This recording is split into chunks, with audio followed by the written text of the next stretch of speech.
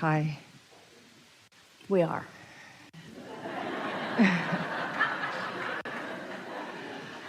I've been listening to you for many years, but because of the place that I was in, I wasn't able to get it like I'm able to get it now.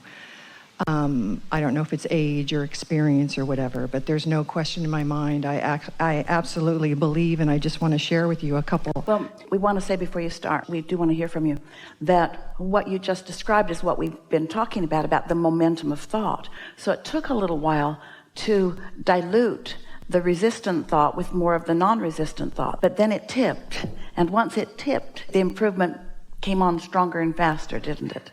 Yes, and I want to say something because I don't want to discourage people from talk therapy, but it tipped when I stopped doing talk therapy and talking about the same problem. Excuse me, whoops, like over and over and over and over again.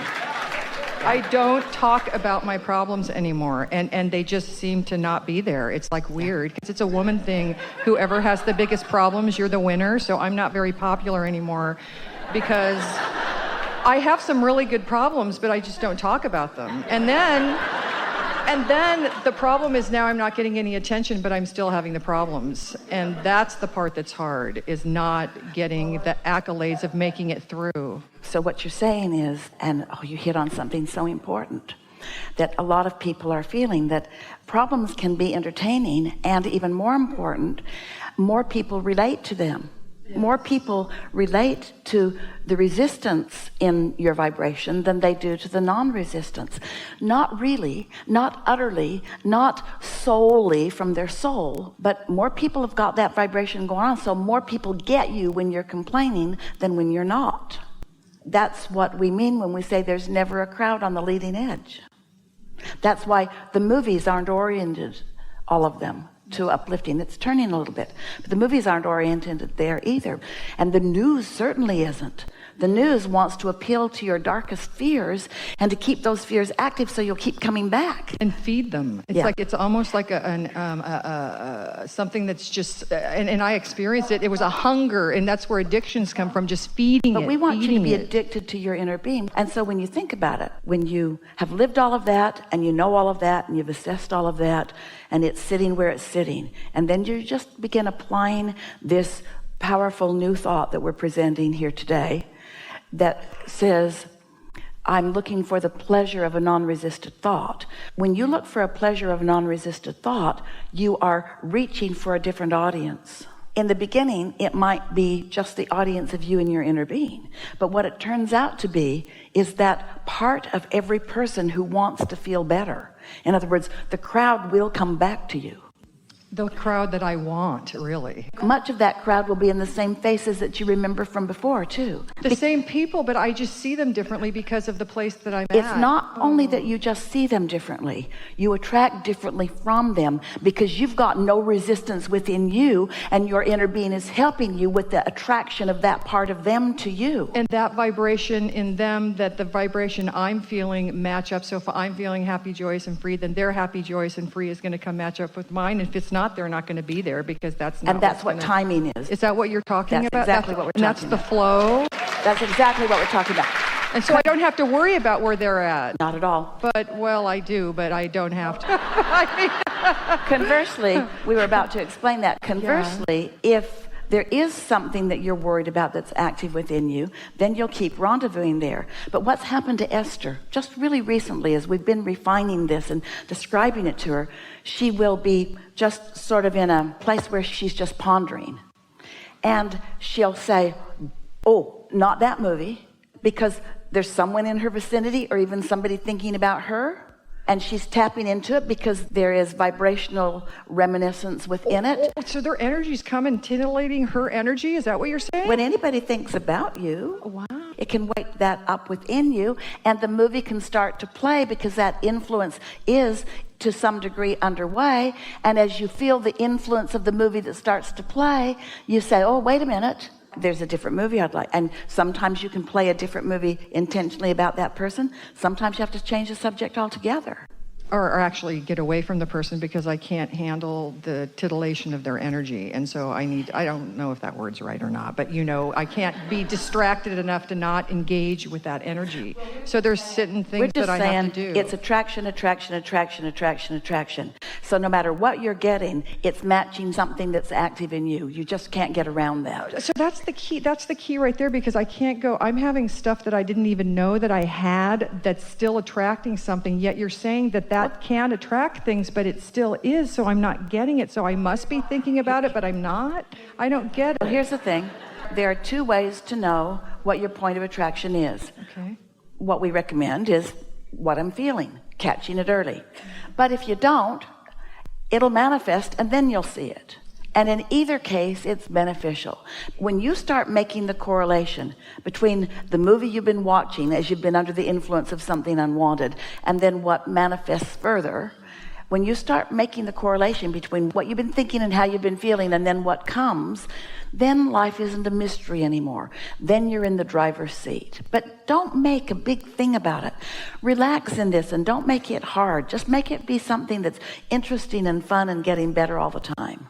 And that's why you emphasize, for people like me, how important the journey is, because for some reason, since I was born, it's like, okay, I'm here and I need to get there, and whatever, I don't know. Most people are a bit that way. But don't forget about this part. That's the most important part, because I never really do get there. You know why it's the most important part? Because it's the longest part. The journey is always the longest part. The journey is always the longest part. Think about any journey. Wasn't it longer than the destination? How long did it take you to cook Thanksgiving dinner, and how long did it take you to eat it? The journey is always the longest part. So most people are doing a bit of what you just described. They're looking forward to something, but not all that happy now. But when they get over there to where they think they'll feel happier, then they often do feel happier. But meanwhile, they stewed about it and they worried about it and they suffered over it and they deprived themselves of the true bigness of it. But when you start enjoying the journey, Esther started saying things, because she's on the road a lot and she's on a lot of airplanes and she's in a lot of hotels and she's away from her family a lot, and she started saying things years ago, doesn't matter where I am as long as I'm having a good time wherever I am, and it doesn't matter what I'm eating as long as it tastes good. Imagine being at a wonderful restaurant eating beautiful food and lamenting the fact that you're not over there at that other beautiful restaurant. You don't usually do that. You usually savor what you're eating, don't you? That would be nice if I could do that with everything. Yes. Well, it really helps to know that there are some key things that we've been emphasizing. Satisfaction, and let's make that word even bigger. Satisfaction, which to some people means exaltation. Satisfaction could mean in God's graces. Satisfaction could mean fulfilling my life's purpose. Satisfaction can be a big old blossoming concept. Satisfaction, no matter how you're looking at it. I like what I'm licking right now. Satisfaction comes from only one place, and that's moving in the direction of a desire. Satisfaction doesn't come when you're moving away from it. So now we're back to what we were talking about earlier. Take some doing for some of you, because you've been trained by often well-meaning people who believed for themselves and for you that ultimate satisfaction, which is God's grace, comes from your sacrifice. You got to suffer and deprive. You got to have shortage consciousness, believe that the blessings are few, so don't take too many for yourself. Believe that the pie is little, and don't be greedy and take too much of it for yourself. It's an epidemic among people, well-meaning and maybe not so well-meaning, who want to control your behavior by the thing that's the easiest to control it by. We talked about that at the beginning of the conversation. If people are oriented that way, then it's easier to get your attention.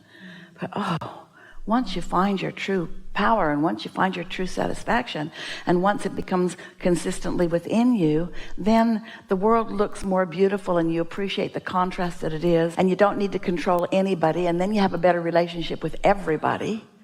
When people around you understand that you don't need anything from them that is different than what they're offering, that you are picking and choosing from them by your attention to what feels good to you. You're not choosing a piece of them. You're just not choosing some pieces of them.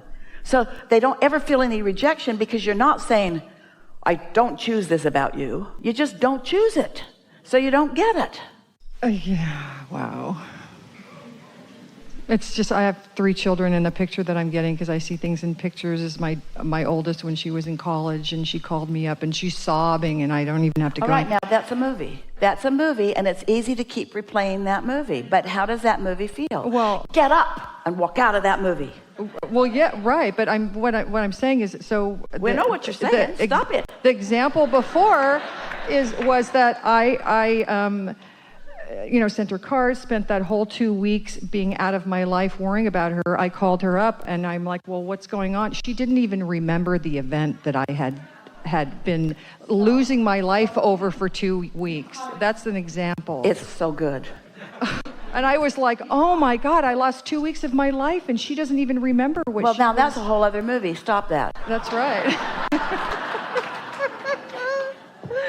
Oh, isn't it? It's hysterical. So you caught a little glimpse of her movie. Yes. She moved on, and you took it to full production. I was being a good mother, I thought, And because you suffered and sacrificed, and she doesn't even remember, now you're writing a sequel to the movie. No, I keep track of it to bring Not up next only time. did you cause me to unnecessarily suffer, I'm continuing to do it because I'm so mad that happened to me. That's right. That's right. Oh my God. I could not believe that she could not even remember what it was. I mean, because I really suffered a lot over her sadness. That may have been the very best experience of your whole life. That one caught me a lot. Because that says better than all the words that we've been saying here already today. That's what we're talking about. Yeah, right.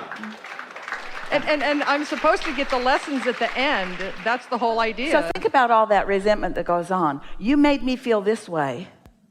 Well, you felt that way because that's what you were all queued up to feel. Nobody made you feel that way. And she didn't even mean to make you feel that way. That's just what you had queued up, so you easily made yourself feel that way. It can be complicated or it can be simple. You get to choose whether you make it complicated or whether you make it simple.